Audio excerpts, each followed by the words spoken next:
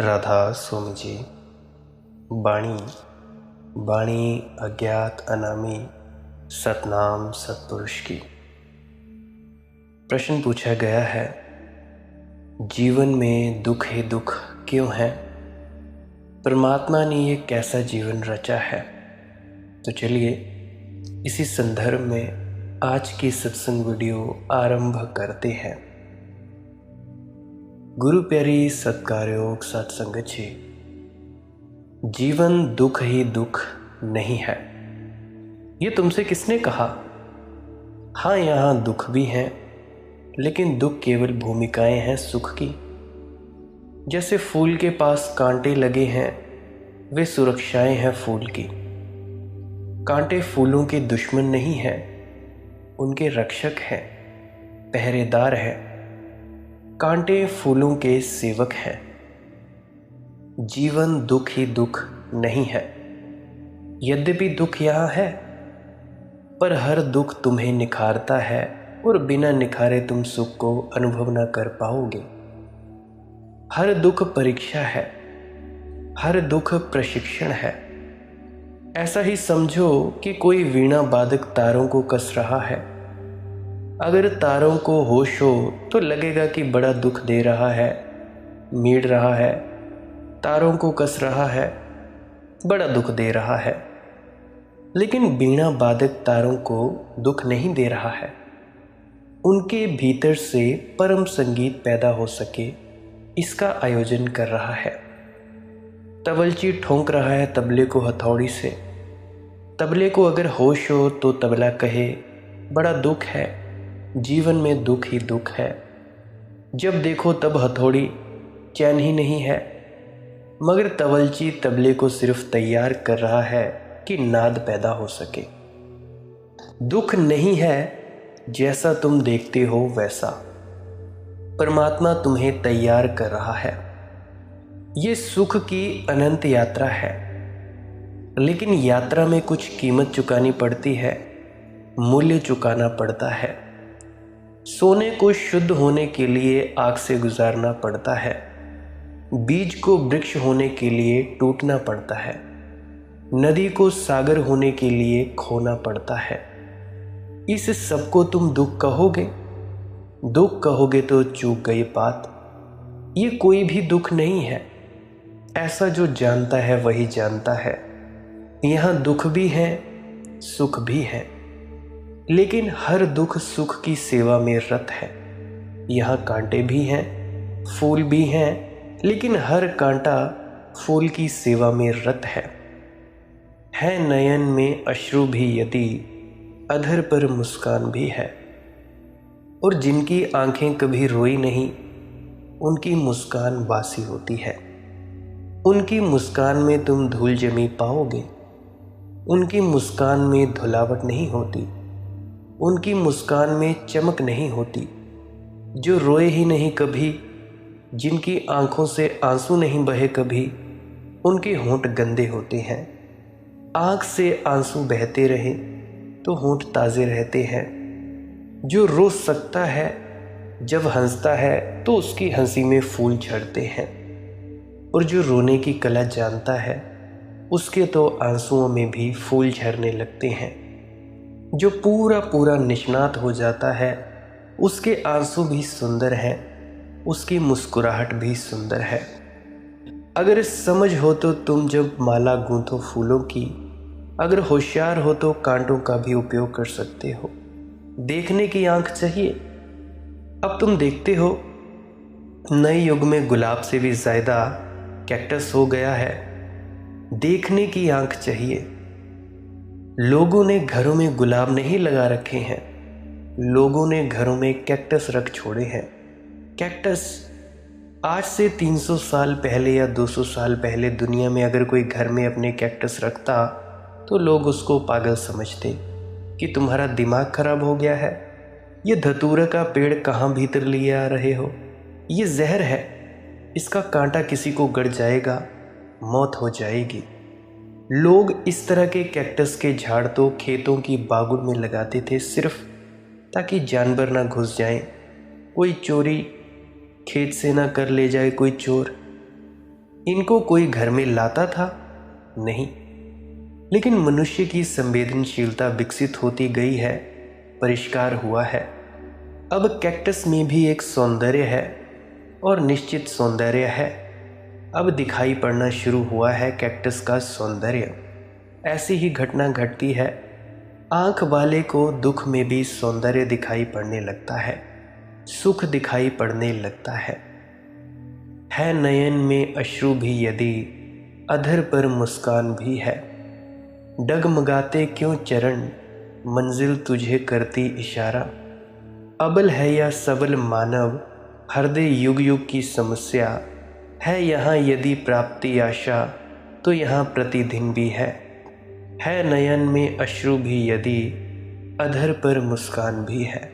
थोड़ा जागो, थोड़ा खोजो। किसने तुमसे कहा कि जीवन में दुख ही दुख है? ये तुम्हारे त्यागी, तथाकथित त्यागी, तपस्वी, ये तुम्हें इसी तरह के व्यर्थ बातें कहते रहे हैं।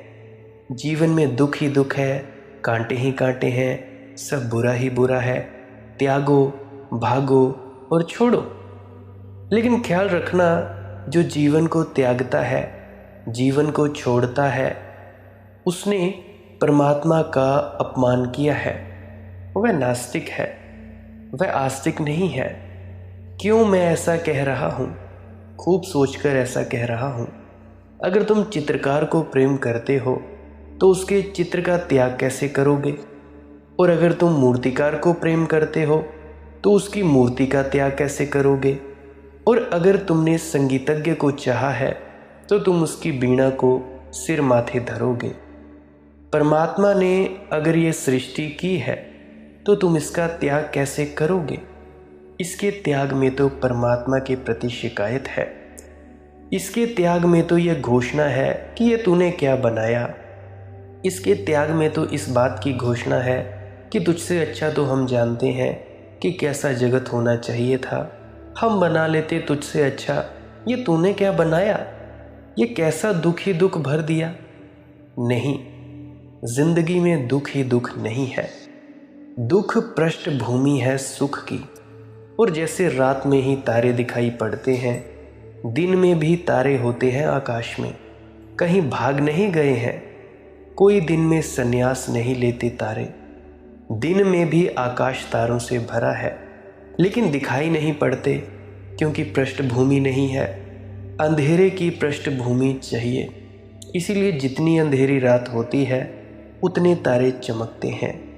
अमावस की रात तारों में जैसी ज्योति होती है वैसी कभी नहीं होती। काले ब्लैक बोर्ड पर लिखते हैं ना हम, सफ़ेद खड़िया से। सफ़ेद दीवार पर लिखो, कुछ दिखाई ना पड़ेगा। लिखावट भी हो जाएगी, कुछ दिखाई ना पड़ेगा। ब्लैक बोर्ड पर लिखना पड़ता है तब कुछ दिखाई पड़ता है। पृष्ठभूमि चाहिए। दुख सुख की पृष्ठभूमि है, कांटे फूलों की पृष्ठभूमि है, आंसू मुस्कुराहटों की पृष्ठभूमि है। और तुम पृष्ठभूमि को छोड़ दोगे तो तुम्हारा जीवन बिल्कुल नीरस हो जाएगा, अस्त व्यस्त हो जाएगा, बिल्कुल ही बिगड़ जाएगा। तुम्हारे जीवन की सारी आधारशिला गिर जाएगी। मगर त्यागी तपस्वी यही सिखाता रहा है कि भागो। मैं तुम्हें अंगुलियां गड़ा गड़ा कर दिखा रहा है, तुम्हारी आंख में अंगुलियां डाल डाल कर दिखाता रहा है कि यह दुख, यह दुख। वह दुखों की गिनती करवाता रहा है। किसी ने तुम्हें सुखों की गिनती नहीं करवाई अब तक। और मैं तुमसे कहता हूँ, ऐसा कोई दुख ही नहीं है जो सुख का आयोजन न कर रहा हो। हर दुख सुख के लिए पृष्ठभूमि है, सुख के तारों के लिए अमावस की रात है। इसे जानना मैं जीवन की कला मानता हूँ। तब ये सारा जगत अपूर्व सौंदर्य से भरा हुआ मालूम होगा और उस अपूर्व सौंदर्य में ही परमात्मा की पहली झलक मिलती है। ख्याल रखो, जिस जीवन में चुनौतियाँ नहीं है, दुख की चुनौतियाँ नहीं है, वह जीवन नपुंसक हो जाता है। जिस जीवन में बड़े प्रश्न नहीं जगते, उस जीवन में बड़ा चैतन्य पैदा नहीं होता। वह जीवन का पथ है सूना, जिसमें कांटों के तार नहीं। वह मानव का मानस सूना, जिसमें उठते उद्गार नहीं। वे कांच खंड सी आंखें हैं, जिनमें आंसू की धार नहीं। वह है पशुओं का सा जीवन जिसमें असीम का प्यार नहीं। उस सत्य के प्रेम में सिद्धि कहाँ जिसमें वियोग का स्वाद नहीं। वह जीवन क्या बस मौत कहो जिसमें पीड़ा अवसाद नहीं। दुख को बदलो, दुख को सुख की सेवा में लगाओ, दुख को सुख का निखार बनाओ। दुख से भागो मत, जो भागता है बुद्धिहीन है, जो जागता है बुद्धिमान है। और ध्यान रखना, दुख ना हो तो जाग ही ना सकोगे। तुमने एक मज़े की बात देखी कि अगर रात कोई मधुर मीठा सपना चलता हो तो कभी नींद नहीं टूटती। जैसे कि तुम सम्राट हो गए, सोने के महल हैं, सुंदर स्त्रियां हैं, शराब की महफिल जमी है, नर्तकियां नाच रही हैं। नींद टूटेगी? क्यों टूटेगी? इतना मधुर सपना चल रहा है, नींद क्यों टूटेगी? मधुर ही मधुर है, नींद क्यों टूटेगी? लेकिन तुम एक दुख स्वप्न देखते हो कि एक सिंह तुम्हारे पीछे लगा है और पास आता चला जा रहा है और तुम भागे चले जा रहे हो, प्राण छोड़कर भाग रहे हो। पहाड़ियाँ हैं और भागे जा रहे हो, बड़ी बड़ी छलांगे मार रहे हो, पत्थरों से टकरा रहे हो, गिर रहे हो, उठ रहे हो, कांटे छिद गए हैं, पैर लहू लुहान है और सिंह है कि चला आ रहा है और उसकी गर्जना और पास सुनाई पड़ती है। और आखिर में शेर ने तुम्हारी पीठ पर हाथ रख दिया। अब तुम्हारी नींद लगी रहेगी, एकदम नींद खुल जाएगी। हालांकि नींद खुलेगी, तुम पाओगे कोई नहीं है, पत्नी ने सिर्फ हाथ रखा है पीठ पर, कोई शेर इत्यादि नहीं है, सिर्फ पत्नी है। वह नींद में भी चिंतित रहती है, कहीं भाग भूग तो नहीं गए, हाथ रखे हुए है कि कोई गलत सपना तो नहीं देख रहे हो। दुख स्वप्न तत्क्षण नींद तोड़ देता है। इस जगत में जो दुख है वे जागरण के लिए उपाय है। ये जगत बिल्कुल सोया हुआ होता अगर यहाँ दुख ना होते। ज़रा सोचो, दुख ना होता तो इस जगत में बुद्ध ना होते। बुद्धत्व हुआ इसीलिए कि इस जगत में दुख है। दुख है तो आदमी ने विचार किया, सोचा, ध्यान किया। दुख है तो आदमी ने खोज की, अन्वेषण किया। दुख है तो कांटे चुभे, कांटे चुभे तो फूलों की तलाश शुरू हुई। मृत्यु है इसीलिए अमृत की खोज शुरू होती है। तो तुम मृत्यु को दुश्मन ना समझो। बुद्ध की कथा तो तुमने सुनी होगी। राह पर रथ पर बैठे हुए उन्होंने देखा एक बीमार बूढ़ा और पूछा सारथी से, इसे क्या हो गया है? तब तक उन्होंने कोई बीमार और बूढ़ा नहीं देखा था। उनके पिता ने ऐसी व्यवस्था की थी क्योंकि जब वे पैदा हुए थे तो ज्योतिषियों ने कहा था कि इन्हें थोड़े संभाल कर रखना, या तो यह बच्चा चक्रवर्ती सम्राट होगा या फिर महाबुद्ध होगा। कौन बाप अपने बेटे को देखना चाहता है कि वह बुद्ध हो जाए, संत हो जाए? चक्रवर्ती सम्राट सभी बाप चाहते हैं कि हमारे बेटे हो जाएं। तो बाप ने कहा कि ये तो बड़ी खतरनाक बात कह दी तुमने, मैं कैसे रोकूं मेरे बेटे को कि वह बुद्ध ना हो पाए, चक्रवर्ती सम्राट ही हो। तो समझदारों ने सलाह दी कि इसे कभी बुढ़ापे का पता न चले, बीमारी का पता न चले, मुर्दा इसे कभी दिखाई न पड़े। अब ये सोचते हो, उन्होंने जो सलाह दी एक अर्थ में बड़ी महत्वपूर्ण सलाह दी। उन्होंने कहा ये ही चीज़ें हैं जिनकी चोट पड़ती है और जिनकी चोट में आदमी जाग जाता है। तो उन्होंने कहा इस पर चोट ही मत पड़ने देना, इसको सुलाए रखो, इसे सुख के सपनों में सुला दो। तो बुद्ध के पिता ने महल बनवा दिए, अलग अलग ऋतुओं के लिए अलग अलग महल, और हर महल में ऐसा इंतज़ाम किया कि सुंदरतम स्त्रियां राज्य की इकट्ठा कर दी। सौंदर्य ही सौंदर्य दिखाई पड़े, मीठा ही मीठा सब। आज्ञा थी मालियों को कि वृक्षों के पत्ते कुंभलाएं, इसके पहले अलग कर दिए जाएं कि कहीं वृक्षों के पत्तों को कुंभलाया देखकर, सूखा देखकर बुद्ध के मन में ये सवाल ना उठ जाए कि कहीं जीवन भी तो इसी तरह कुंभला ना जाएगा। उनकी बगिया से रात में सब फूल अलग कर दिए जाते थे जो सूखने के करीब होते थे। बुद्ध ने कभी सूखा फूल नहीं देखा था, कोई बूढ़ा महल में प्रवेश नहीं कर सकता था, और बुद्ध को कभी जब राजधानी में निकलना होता था तो रास्ते खाली कर दिए जाते थे कि रास्तों पर कोई बूढ़ा ना हो, कोई बीमार ना हो, कोई कुरूप ना हो, कोई अपंग ना हो, कोई मुर्दे की खबर ही बुद्ध को ना मिले। बुद्ध जब तक जवान हो गए उन्हें पता ही नहीं था कि मौत होती है, क्या होती है मौत, उन्हें कुछ भी पता नहीं था। तो स्वभावतः जब पहली दफ़ा उन्होंने बूढ़े को देखा तो वे चौंके। सारथी ने कहा, इसे कुछ हो नहीं गया है, कुछ खास बात नहीं हो गई, सभी इसी तरह बूढ़े हो जाते हैं। बुद्ध ने उसी वक्त पूछा, क्या मैं भी बूढ़ा हो जाऊंगा? और सारथी ने कहा कि होना ही पड़ेगा, कोई अपवाद नहीं। और तब बुद्ध ने देखा एक मुर्दा। उन्होंने पूछा, इसे क्या हो गया है? लोग क्यों इसे बांधकर कंधों पर उठाए लिए जाते हैं? सारथी ने कहा, ये आदमी मर गया है, ये बुढ़ापे के आगे का कदम है। मर गया? मरना यानी क्या? बुद्ध को पहली दफ़ा मृत्यु का आभास हुआ और बुद्ध ने पूछा, क्या मैं भी मर जाऊंगा? क्या एक दिन मुझे भी इसी तरह लोग बांधकर कंधे पर रख कर ले जाएंगे? फिर क्या करते हैं? सारथी ने कहा, फिर जला देते हैं, और तो कोई उपयोग नहीं। तो मुझे भी एक दिन जला देंगे? और बुद्ध ने कहा, तब लौटा लो रथ को वापिस। वे जा रहे थे युवक महोत्सव का उद्घाटन करने। उन्होंने कहा, रथ को वापिस लौटा लो, अब ना कोई युवक है, ना कोई महोत्सव है। अब मुझे जीवन की तलाश करने दो। अब मुझे कुछ ऐसे तत्व को खोजने दो जिसकी मृत्यु नहीं होती और जो बूढ़ा नहीं होता। देखते हो, दुख ना होता तो बुद्ध कभी पैदा ना होते। दुख ना होता तो जगत में धर्म होता ही नहीं। जगत में धर्म इसीलिए है कि दुख है, और दुख ना होता तो तुम्हें परमात्मा की कभी याद ही ना आती।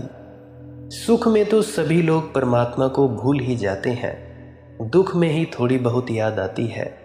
इसीलिए दुख का अगर तुम उपयोग समझो, अगर तुम कर सको, तो उससे अच्छी तरह से तुम आगे बढ़ सकते हो।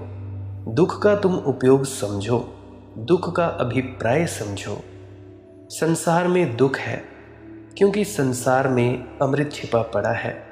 दुख तुम्हें चौंकाएगा, जगाएगा, तो अमृत के तुम मालिक हो जाओगे। मृत्यु के पीछे अमृत है, दुख के पीछे सुख है। इस जीवन के रसायन को समझो। दुख दुख कहकर भाग मत खड़े होना। भागकर कहाँ जाओगे? दुख दुख कहकर सिकुड़ मत जाना, डर मत जाना, भयभीत मत हो जाना। दुख तो चुनौती है, वह जीवन का पथ है सूना जिसमें कांटों के तार नहीं। वह मानव का मानस सूना जिसमें उठते उद्गार नहीं। वे कांच खंड सी आंखें हैं जिनमें आंसू की धार नहीं। वह है पशुओं का सा जीवन जिसमें असीम का प्यार नहीं। मैंने सुना है फजलुद्दीन भाई अपने गांव के महाकंजूस सेठ के पास मस्जिद के लिए कुछ दान मांगने गया। उस सेठ ने कभी किसी को दान दिया नहीं था। उसकी यही ख्याति थी कि जीवन में उसने कभी किसी को दान नहीं दिया था। उसके पास था बहुत, मगर वह एक से एक तरकीबें निकालता था। एक दफ़ा कुछ लोग दान मांगने गए थे। उन्होंने कहा कि हम अनाथालय के लिए दान मांगते हैं। तो उसने कहा, सुनो, मेरी माँ 80 साल की बूढ़ी है और भूखों मर रही है। मेरा भाई लंगड़ा है, दाने दाने को मोहताज है। मेरी पत्नी बीमार पड़ी है, दवा का भी इंतज़ाम नहीं। जो लोग आए थे दान मांगने वे तो बड़े हैरान हुए। उन्होंने कहा, आप इतने कष्ट में हैं, ये तो हमें मालूम ही न था। उसने कहा, कष्ट में मैं नहीं हूँ, मगर मेरी माँ 80 साल की है, उसकी मैं कुछ सहायता नहीं करता। मेरा भाई लंगड़ा है, उसकी मैं कोई सहायता नहीं करता। मेरी पत्नी बीमार है, खाट से लगी है, उसकी मैं दवा नहीं करता। तो जब मैं अपनों की ही नहीं करता तो मैं दूसरों की क्यों फिक्र करूं? होंगे अनाथ, मेरे घर में ही काफ़ी अनाथ हैं। बहुत तरह से लोगों ने कोशिश की थी, लेकिन कभी उसने किसी को दान नहीं दिया था। जब फजलू भाई उससे दान मांगने गया और फजलू ने बड़ी करुण गाथा सुनाई कि मस्जिद बिल्कुल गिरी जा रही है और उपासकों के ऊपर किसी दिन गिर जाएगी तो हत्या हो जाएगी और आपके रहते, तो उसने कहा, एक काम कर, मेरी यह आंख नकली है और एक असली है। तू बता दे कि कौन सी नकली है। अगर तूने ठीक ठीक बता दिया तो मैं दान दूंगा। फजलू ने एक क्षण उसकी आंखें देखीं और कहा कि आपकी बाईं आंख नकली है। सेठ बहुत चौंका। उसने कहा, तूने जाना कैसे? उसने कहा कि जाना इसीलिए कि बाईं आंख में थोड़ी दया ममता मालूम होती है। ये नकली होनी चाहिए आंख।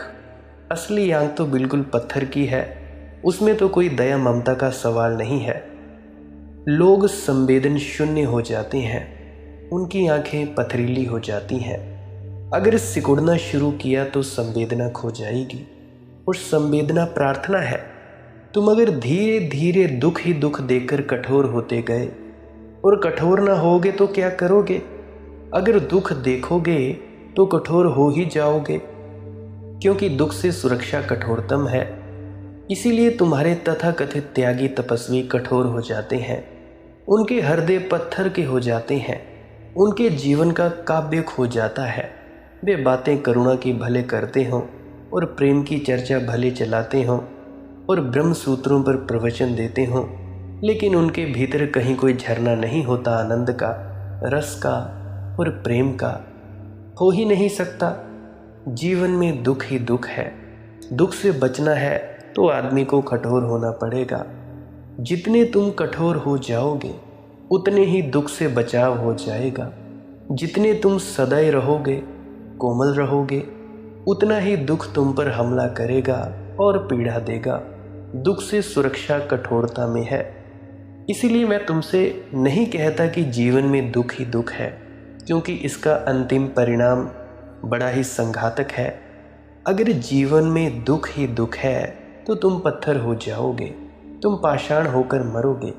नहीं, जीवन में बहुत सुख भी है, दुख नहीं है, ऐसा मैं नहीं कहता, क्योंकि वह तो झूठ होगा, वह तो दूसरी अति हो जाएगी। कोई कहते हैं कि जीवन में सुख है ही नहीं, वह एक अति। मैं तुमसे ना कहूँगा कि जीवन में दुख ही दुख है। दुख है, खूब है, मगर सुख के मुकाबले कुछ भी नहीं है। और सारे दुख को सुख की सेवा में नियोजित किया जा सकता है। सीढ़ियाँ बनाओ दुख की, राह के ऊपर पड़े पत्थरों को पत्थर मत समझो, बाधाएं मत समझो, सीढ़ियों में बदल दो। यही जीवन की कला है। इसको ही मैं धर्म कहता हूँ। धर्म त्याग नहीं है, महाभोग है। एक और नरेंद्र भाई ने प्रश्न पूछा है कि जो सबको देखने वाला है और सबके अंदर में ही रहता है, फिर भी जानने में क्यों नहीं आता? वह सर्व का सृष्टा और साक्षी जो है, वह कैसे जानने में आता है? कृपया समझाएं। नरेंद्र भाई, इसीलिए वह जानने में नहीं आता क्योंकि वह सबका जानने वाला है। तुम्हारे भीतर जो जानने वाला तत्व है वही वह है। उसे तुम कैसे जानोगे और किससे जानोगे? जिसको भी तुम जानोगे वह तुम नहीं हो। जो भी तुम जान लोगे, जान लेना कि ये मैं नहीं हूँ। यही तो नेति नेति की प्रक्रिया है। जो भी जान लिया जाए, कहना नेति, ये मैं नहीं हूँ। मैं तो जानने वाला हूँ, मैं जाना जा नहीं सकता। मैं विषय नहीं हो सकता ज्ञान का, मैं तो ज्ञाता हूँ। मैं दृश्य नहीं हो सकता, मैं तो दृष्टा हूँ। अब ज़रा ध्यान से समझना मेरी बातें। दृष्टा को कैसे दृश्य करोगे? और दृश्य अगर दृष्टा को कर दोगे तो वह फिर किसके सामने दृश्य होगा? ये तो ऐसे ही है जैसे कि तुम एक चमीटे से उसी चमीटे को पकड़ने की कोशिश करो, पागल हो जाओगे। ज़रा कोशिश करना, एक दिन चमीटे को उसी चमीटे से पकड़ने की कोशिश करना, पगलाने लगोगे। थोड़ी ही देर में घबराने लगोगे।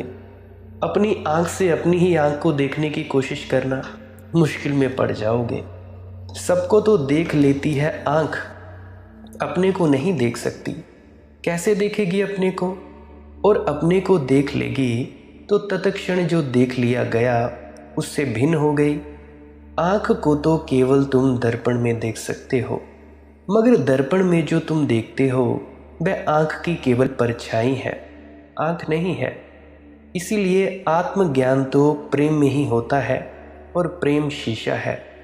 जिससे तुम प्रेम करते हो वह दर्पण बन जाता है।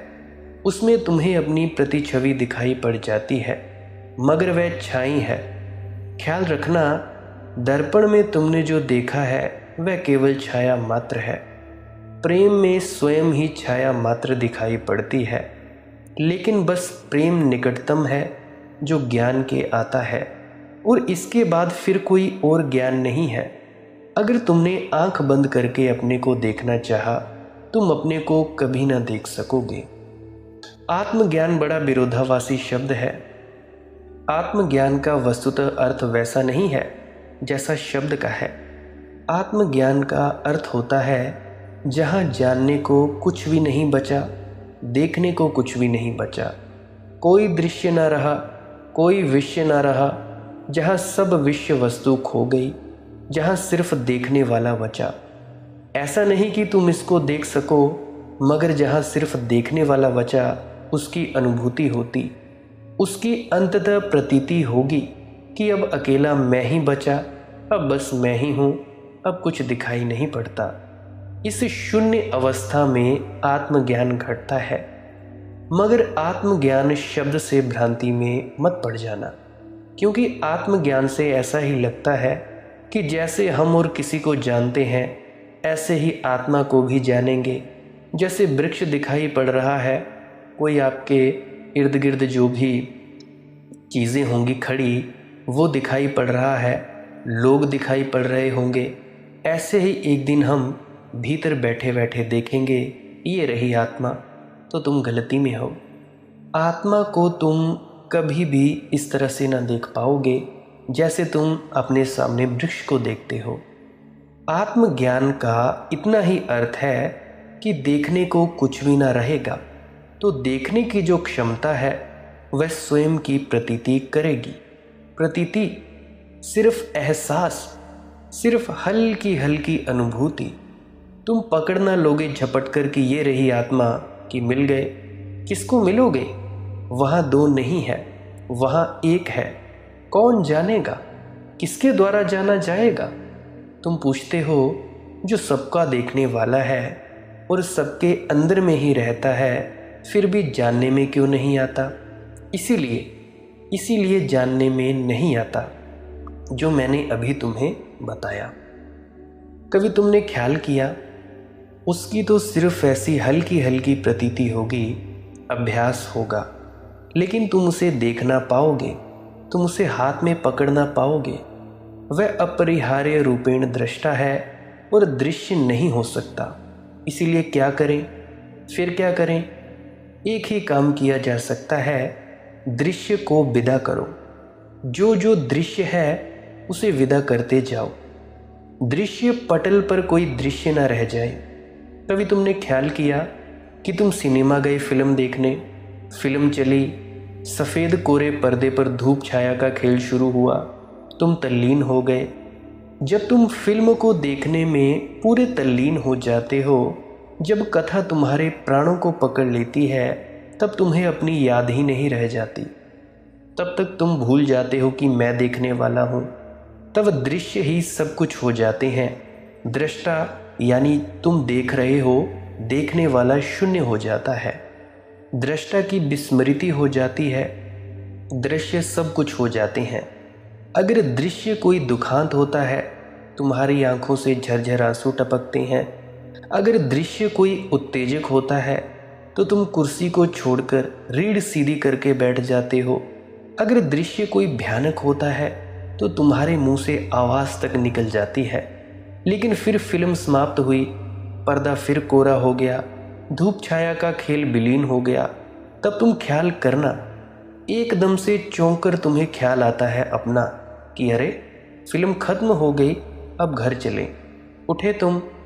इस 2 घंटे तक तुम बिल्कुल भूल गए थे कि तुम हो कोई और तुम्हारा घर भी है कोई, कि पत्नी घर राह देखती होगी।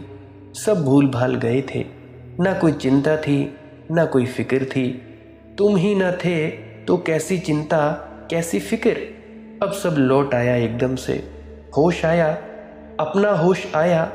आंखें साफ करके चल पड़े घर की तरफ। ये जगत एक चित्र कथा है। यहाँ तुमने और सब देखा है, मगर और सबको देखने में अपने को भूल गए हो। अपनी याद नहीं रही है, क्षीण सी भी याद नहीं रही है।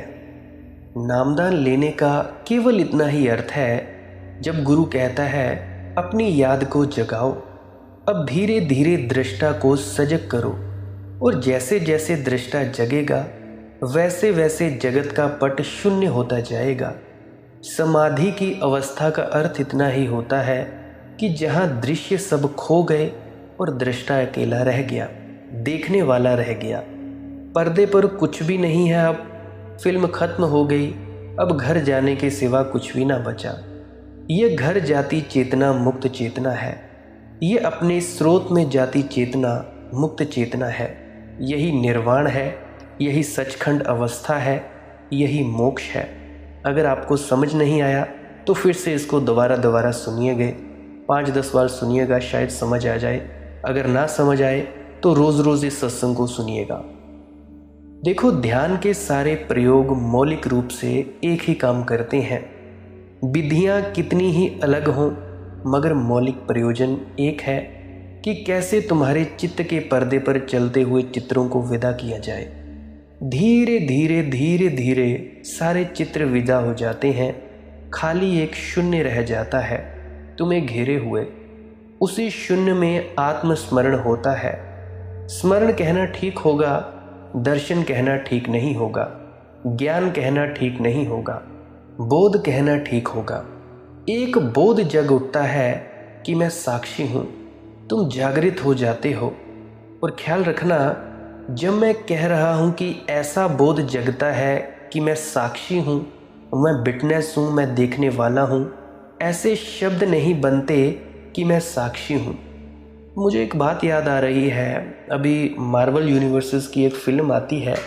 मार्वल में वैसे बहुत सारी फिल्में निकाली हैं, कैप्टन अमेरिका, आयरन मैन। तो उसमें एक किरदार है वॉचर, जो सिर्फ देखता है। मेरे ख्याल से व्हाट इफ सीरीज़ है जो उनकी आयरन मैन की, तो उसमें हॉटस्टार पर होगी। तो उसमें एक वॉचर किरदार होता है। वो सिर्फ देखता है, करता कुछ भी नहीं। वो सिर्फ खड़ा रहता है और देखता है, पूरे ब्रह्मांड में होती हुई घटनाओं को देखता है, पर दखल अंदाजी नहीं करता। तो ठीक वैसे ही एक बोध जगता है हमारे भीतर कि मैं साक्षी हूँ। ये तो मुझे तुमसे कहना पड़ रहा है, इसीलिए शब्दों से कह रहा हूँ।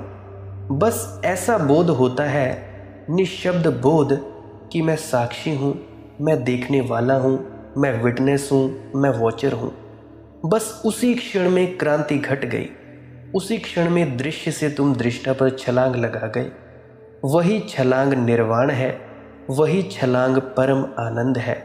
गए सब दुख, गए सब सुख, महासुख आया अब, आनंद का आविर्भाव हुआ अब। तो इसके लिए तुम्हें क्या करना होगा? तुम्हें कुछ भी नहीं करना होता। देखो, कुछ पाने की वासना छोड़ो, कुछ करने की वासना छोड़ो। लेकिन कब? जब तुम चुपचाप मौन होकर ध्यान के लिए बैठते हो तब। संसार को पाना है, दौड़ो, काम करना पड़ेगा, दौड़ना पड़ेगा। परमात्मा को पाना है या खुद को उपलब्ध होना है, खुद को देखना है, तो भाई चुपचाप बैठ जाओ, मौन होकर, शांत होकर। कोई इच्छा मत करो, कोई चाहत मत करो। अब चाहत ना करने की भी चाहत ना करो। मेरे शब्दों को ध्यान से ले लेना। कुछ व्यक्ति कहते हैं कि भाई मुझे ये चाहिए। कुछ व्यक्ति इस चीज़ की भी चाहत पैदा कर लेते हैं कि नहीं, मुझे ये नहीं चाहिए। ध्यान से समझ लेना, इस भ्रांतियों में नहीं भटकना है। मन बहुत सी भ्रांतियां दिखाता है, बहुत से बहमों में डालता है, तो उससे बचना है। अहंकार से तो बचना है, निरअहंकार के अहंकार से भी बचना है। और मेरी आपसे विनम्र प्रार्थना है, बैठें चुपचाप, मौन हो जाएं, शांत हो जाएं। जिन जिन को नामदान मिला है, भजन सिमरन करें। भजन के लिए वक्त ज़रूर दें। 2.5-3 घंटे बैठ सकते हो, नहीं बैठ सकते तो 15-20 मिनट ज़रूर बैठें। उस परमात्मा की याद में वक्त ज़रूर निकालें। आज का सत्संग यहीं समाप्त होता है। आज के लिए बस इतना ही। अगर मेरे किसी मित्र या परिजन का कोई प्रश्न हो तो कृपया पुरानी 50-60 वीडियोज़ अवश्य देखें, सुने, समझें। आपके प्रश्नों के जवाब उनमें मिल जाएंगे। अगर फिर भी किसी प्रश्न का जवाब ना मिले उन 50-60 वीडियोस को सुनने के बाद भी, तो फिर आप टेलीग्राम पे सर्च करें मालिक की मौज सत्संग। वहाँ पे जाकर आप जी अपना प्रश्न लिख सकते हैं। मैं आपके प्रश्न का जवाब देने की चेष्टा करूँगा किसी अन्य वीडियो में। अंत में आपके भीतर बैठे परमात्मा को प्रणाम करता हूँ। मेरा प्रणाम स्वीकार करें। राधा स्वामी जी।